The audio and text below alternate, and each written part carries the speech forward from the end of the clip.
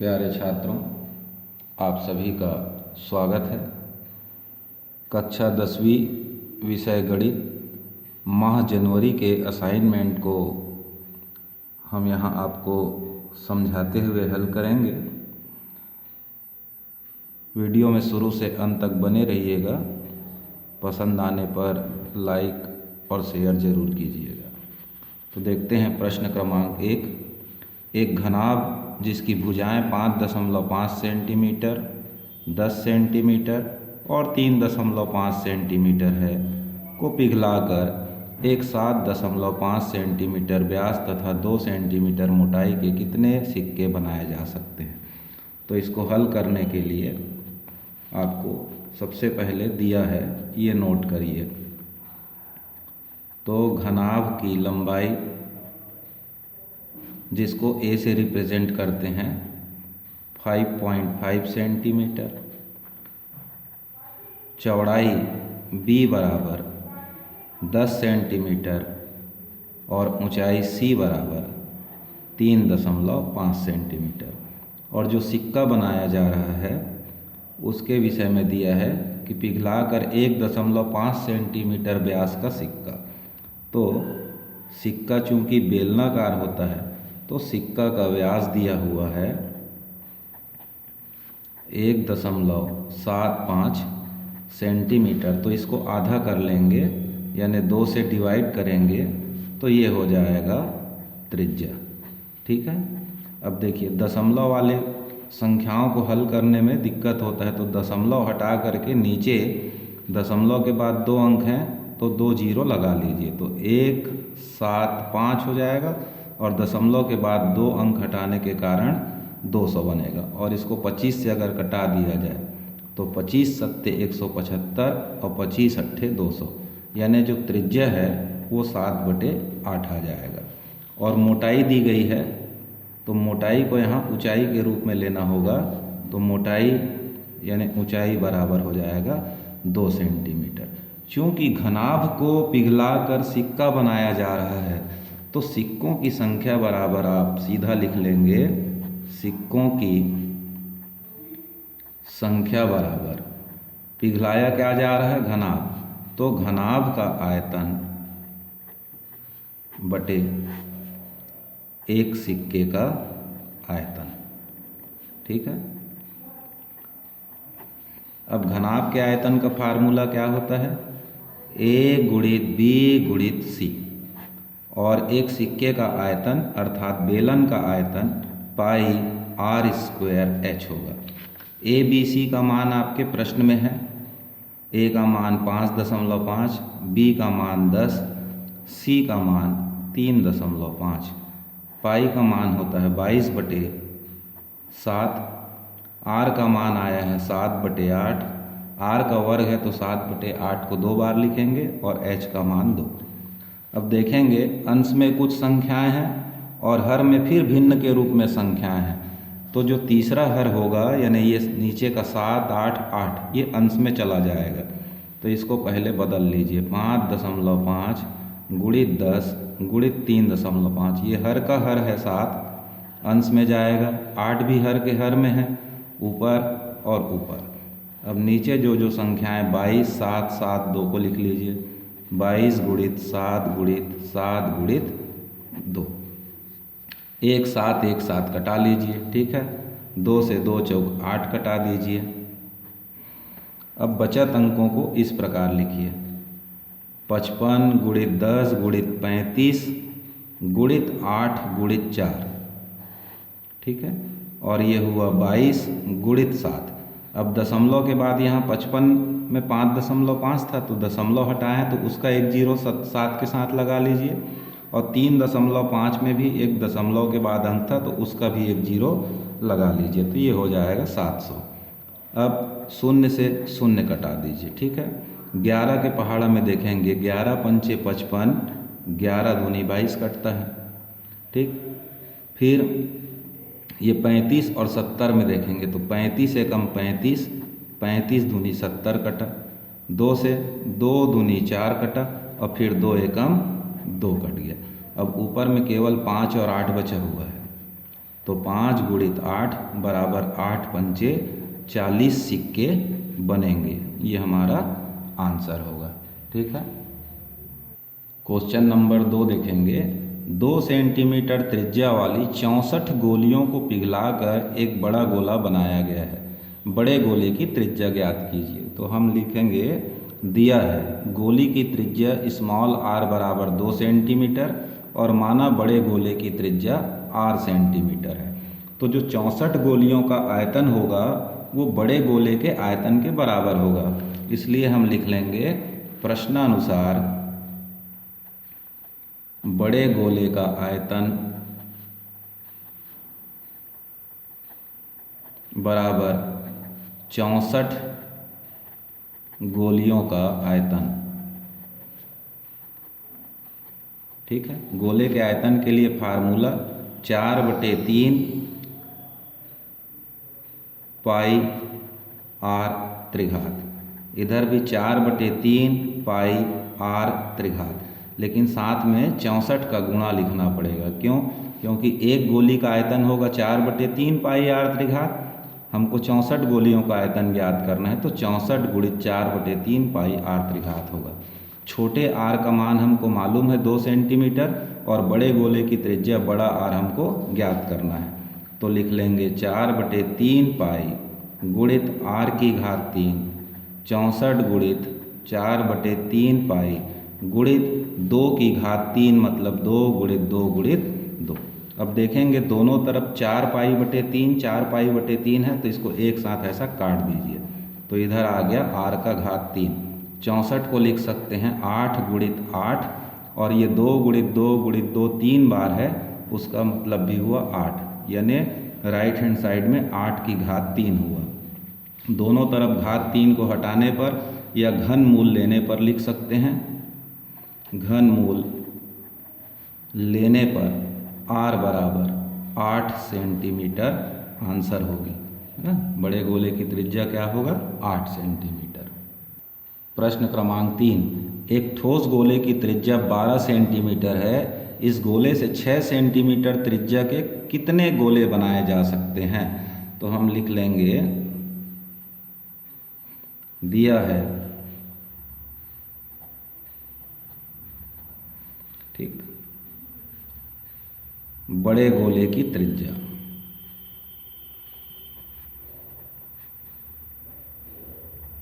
इसका बड़ा R मान लीजिए 12 सेंटीमीटर। ठीक। और जो गोला बनाया जा रहा है उसकी त्रिज्या, तो पहले बड़े गोले की त्रिज्या R दिया है तो इसका आयतन निकाल लीजिए। बड़े गोले का आयतन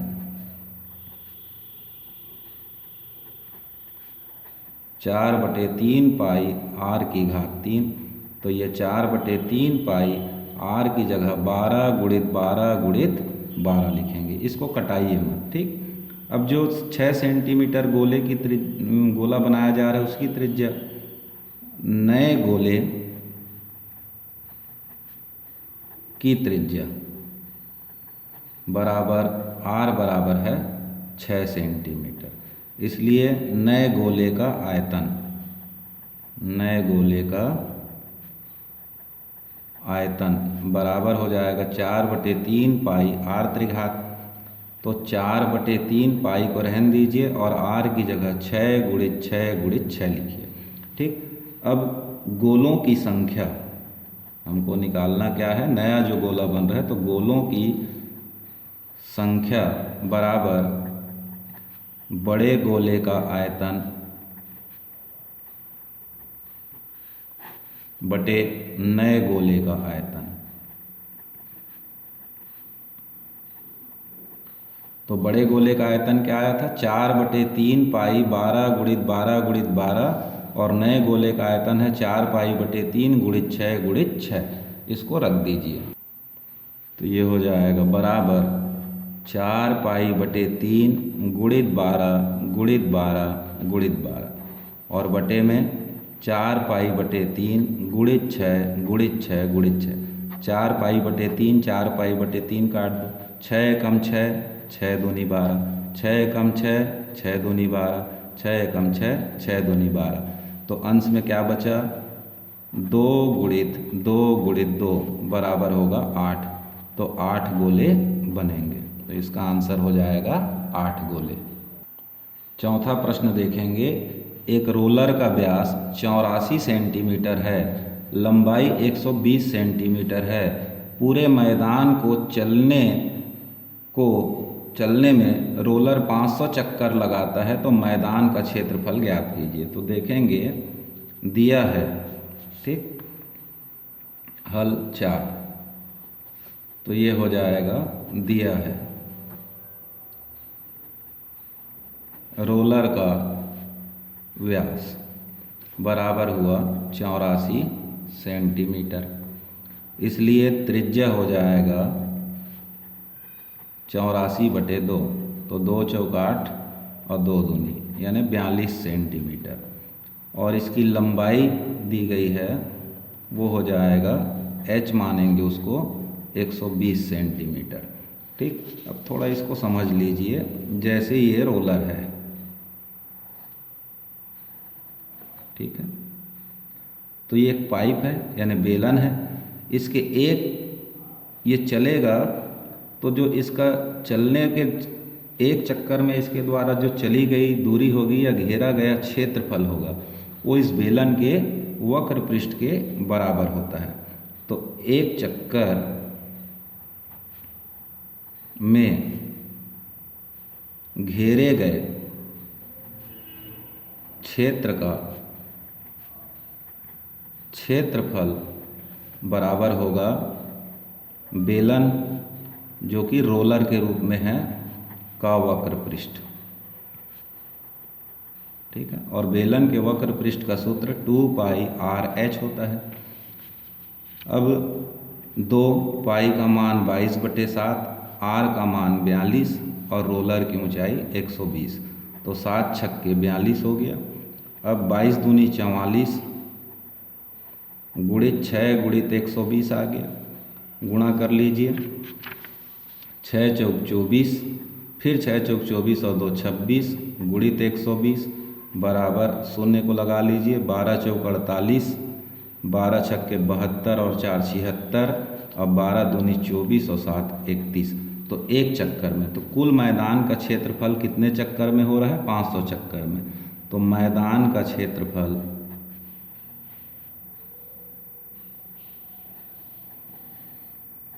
बराबर 500 चक्कर में घेरे क्षेत्र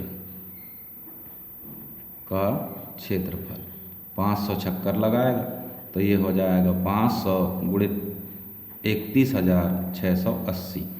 अब 2 जीरो इसमें है, 1 जीरो इसमें है, तो 1 2 3 जीरो लगा लीजिए, 5 अट्ठे 40 की शून्य, हाथ में 4, 5 छक्के 30, 4 34, 5 एकम 5 3 8 और 5 दिया 15, तो ये हो गया 15 84 40। अभी ये वर्ग सेंटीमीटर में है, यदि आपको वर्ग मीटर में बदलना होगा तो 100 और 100 से यानी 10,000 से हम इसको भाग दे देंगे, तो 15,804, ये 2 बार 100 से भाग देंगे, ठीक है। तो ये किस में बदलेगा? वर्ग मीटर में। 1 2 3 4 जीरो कट गया, तो ये आ गया 1584 वर्ग मीटर उस मैदान का क्षेत्रफल होगा। 5वां प्रश्न है, लोहे की 3 गोलियों को जिनकी त्रिज्याएं 6 सेंटीमीटर, 8 सेंटीमीटर और 10 सेंटीमीटर है को पिघलाकर एक बड़ा गोला बनाया गया, बनाए गए नए गोले की त्रिज्या ज्ञात कीजिए। तो मान लेंगे जो छोटी छोटी गोलियां हैं उसकी त्रिज्याएं R1, R2, R3 है, तो ये हो जाएगा, दिया है R1 पहली गोली की त्रिज्या 6 सेंटीमीटर, R2 दूसरे गोली की त्रिज्या 8 सेंटीमीटर, R3 तीसरी गोली की त्रिज्या 10 सेंटीमीटर। फिर माना बनाए गए बड़े गोले की त्रिज्या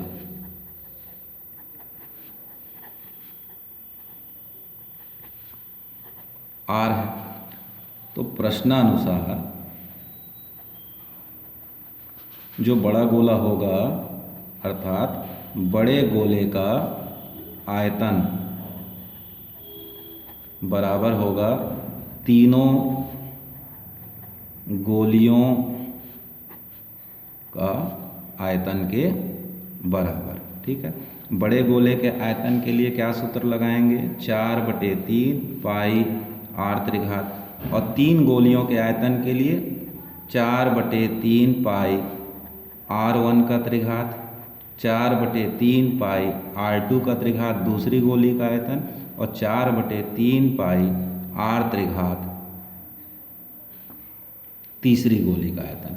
इसमें आप ध्यान देंगे 4π/3 प्रत्येक पद में है, तो 4π/3 आप बाहर ले लीजिए, तो r1 का त्रिघात, r2 का त्रिघात, r3 का त्रिघात हुआ। अब लेफ्ट हैंड साइड में भी है 4π/3 r त्रिघात, तो 4π/3 4π/3 काट दीजिए, बचा r त्रिघात। ये r1 6 था तो 6 की घात 3, r2 का मान 8 दिया है तो 8 की घात 3, और r3 का मान दिया है 10 तो 10 की घात 3।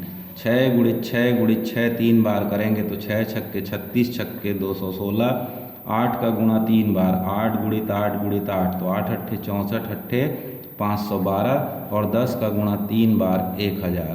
सबको जोड़ दीजिए तो 6 2 8 और 0 8, 1 और 1 2, 5 2 7, 1728। तो आप इसका गुणनखंड करेंगे तो पाएंगे 12 × 12 × 12 3 बार करने पर 128 प्राप्त होता है, तो 12 की घात 3। इसलिए बड़े गोले की त्रिज्या स्मॉल r बराबर 12 सेंटीमीटर होगी। ठीक है, यहाँ हमारा असाइनमेंट के सभी प्रश्नों का हल कंप्लीट होता है। सतत अध्ययन के लिए चैनल को सब्सक्राइब जरूर करिएगा।